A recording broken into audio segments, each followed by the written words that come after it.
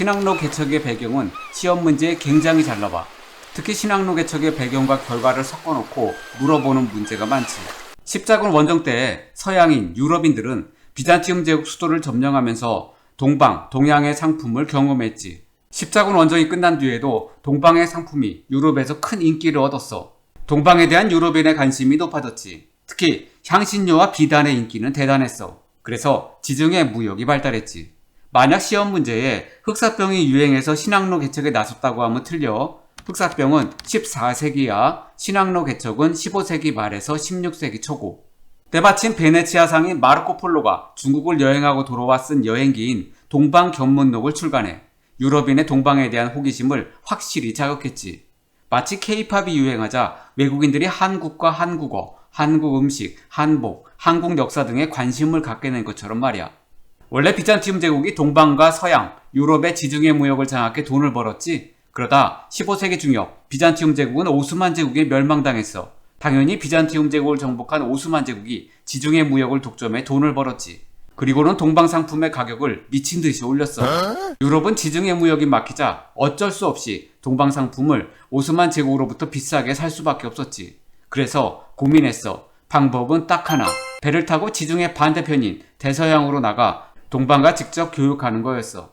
결국 유럽 여러 나라는 15세기 이후 새 항로를 찾게 되는데 그게 바로 신항로 개척이야. 15세기 말 유럽인들이 신항로 개척에 나설 수 있었던 이유는 당시 중국과 이슬람의 영향을 받은 항해술, 조선술, 나침반 등의 기술 발달로 먼 거리 항해가 가능해졌기 때문이야.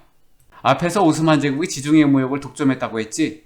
물론 여러 이슬람 제국들과 이탈리아도 오스만 제국과 협력해 지중해 무역으로 돈을 벌었어. 그런데 지중해 한가운데에 있어 돈을 벌었던 이탈리아와 달리 지중해 구석에 있어서 지중해 무역에서 소외되었던 대서양 연안 국가인 에스파냐와 포르투갈의 선택은? 그래, 바로 신항로 개척이야. 15세기 이후 두 나라는 살기 위해 신항로를 개척할 수밖에 없었지. 그래서 에스파냐, 포르투갈이 신항로 개척을 주도하게 된 거야. 에스파냐와 포르투갈 왕실은 동방으로 가는 새로운 항로를 찾기 위해 여러 탐험가들에게 자금을 지원했어.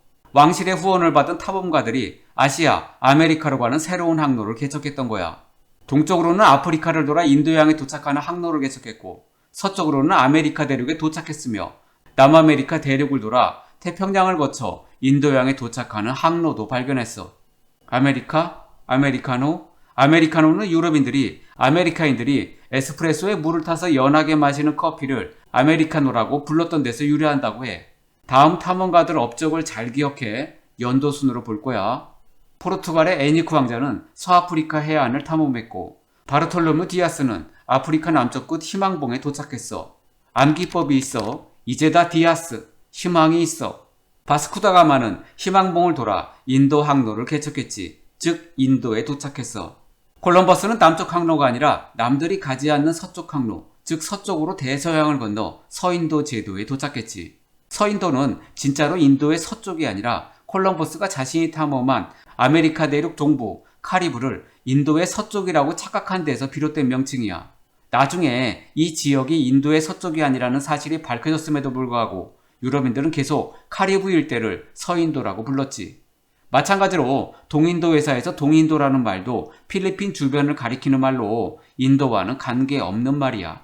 암기법이 있어. 버스가 서 있네. 인도에. 마젤란은 아메리카를 돌아 태평양을 거쳐 인도양을 지나 최초로 세계 일주에 성공했어. 그런데 마젤란은 항해 도중 필리핀에서 원주민과 싸우다가 죽었대.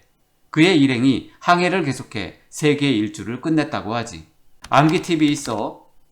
내가 제일 잘난 놈이야. 세계 일주에 성공했어. 신항로 개척 결과 아메리카와 아프리카는 유럽의 식민지가 되어 고통받았지. 마야, 아스테카, 잉카 문명 모두 유럽에 의해 파괴되었다는 공통점이 있어.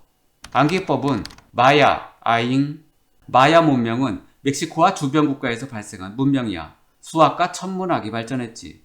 아스테카 문명은 멕시코 고원 일대에서 발생했던 문명으로 피라미드 신전이 유명하고 그림 문자와 달력도 사용했어. 이집트와 똑같다고 기억해. 잉카 제국은 안데스 산지의 쿠스코를 중심으로 번영했지. 에스파냐의 코르테스는 아스테카 제국을, 피사로는 잉카 제국을 정복하고 파괴했어. 즉 아메리카 토착 문명이었던 아스테카 제국과 잉카 제국은 몰락해 에스파냐의 식민지가 된 거지. 이후 영국, 프랑스 등도 아메리카에 식민지를 건설했어.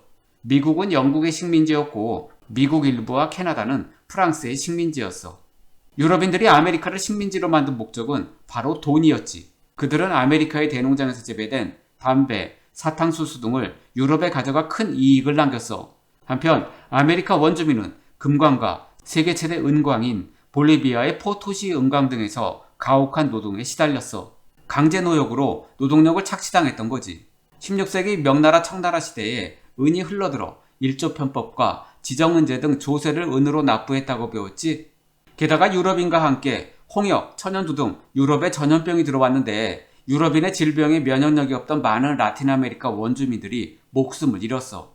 그 결과 라틴 아메리카 원주민은 가혹한 노동에 시달린 데다 유럽인이 옮긴 전염병에 노출되어 인구가 급격히 감소했지. 1492년 50만 명이었던 인구가 1570년에는 9만 8천 명으로, 1650년에는 5만 명으로, 1825년에는 8만 명 정도로 약 350년 동안 총 인구의 80%가 죽었어.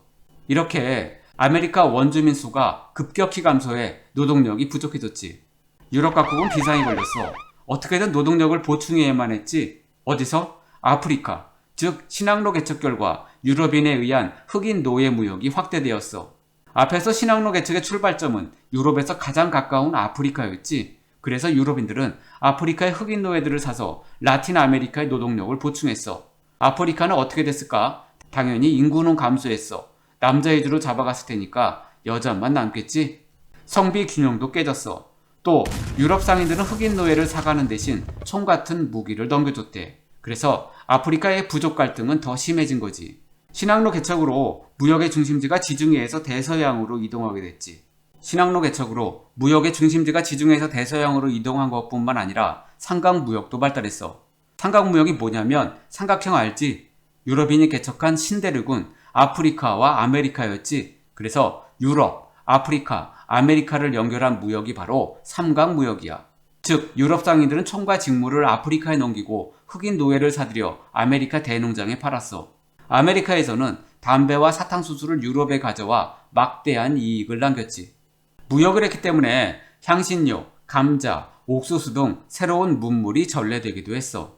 신항로 개척 후 아메리카의 막대한 금과 은이 유럽에 들어오면서 물가가 크게 올랐지. 1660년까지 에스파냐가 들여온 금은 약 180톤, 은은 약 17,000톤이었대. 이 영향으로 유럽의 물가는 3배나 올랐어. 이것을 가격혁명이라 하지. 혁명이란 엄청난 변화를 뜻하지. 즉 가격에서 엄청난 변화가 있었다는 거야. 따라서 상품을 판매하는 도시의 상공업자들이 크게 성장했어. 한편 땅만 갖고 있어 똑같은 토지세를 받아 사치품에 많은 돈을 소비했던 귀족은 수입은 일정한데 물가가 올라 지출이 커져 경제적으로 몰락하는 경우가 많았지. 즉 상공업 계층은 성장했고 귀족층은 몰락했지. 신항로 개척의 결과 상공업도 발달했어. 점차 교육이 확대되자 근대적 기업, 즉 주식회사가 나타났지. 동인도 회사도 왕이 세운 게 아니라 상공업자들이 세운 주식회사였어. 또한 상공업자들을 지원해주는 어음, 보험 등의 금융업도 발달했지. 이걸 상업에 큰 변화가 일어났다고 해서 상업혁명이라 해. 산업혁명 아니야. 지금처럼 기계를 사용하는 공장을 많이 세운 산업혁명은 19세기야.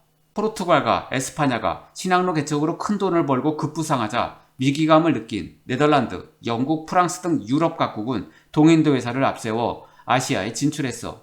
아시아와의 무역을 확대해 나갔던 거야. 동인도 회사는 유럽 각국이 아시아 무역을 위해 만든 회사였어. 따라서 동인도 회사는 어느 한 나라 왕의 소유가 아니라 각국의 수많은 무역회사 사이의 경쟁을 막고 독점적인 이윤을 보장하기 위해 상공업자들이 주식회사 형태로 동인도에 설립한 회사였지. 심지어 각국 정부로부터 무역뿐만 아니라 군대를 보유하고 조약을 체결하는 권한까지 위임받았어. 위임이란 왕은 관여하지 않을 테니 동인도 회사 마음대로 알아서 하라는 거야. 훗날 인도가 영국의 식민지였을 때 동인도 회사가 고용한 인도인 용병인 세포이가 반란을 일으킨 세포이 항쟁이 일어나자 동인도 회사 군대가 반란을 진압하기도 했지. 당시 유럽은 동남아시아의 향신료, 인도의 면직물, 중국의 비단, 차, 도자기 등을 대량으로 사오면서 아메리카의 은으로 상품을 결제했지. 화폐나 금으로 사는 것보다 아시아에서 은의 가치가 유럽보다 훨씬 높았기 때문에 은으로 결제하는 게 훨씬 이득이라 여겼기 때문이야. 16세기 명나라 청나라 시대 중국에 은이 넘쳐나 각종 세금을 은으로 통일해 납부시킨 조세의 은납파 배웠지. 명의 일조편법, 청의 지정은제. 그 결과 아메리카의 막대한 은이 아시아로 유입됐어. 그러니까 신항로 개척 후 아메리카에서 생산된 은을 매개로 교역망이 아시아까지 확대돼 세계적 교역망이 형성되었던 거지.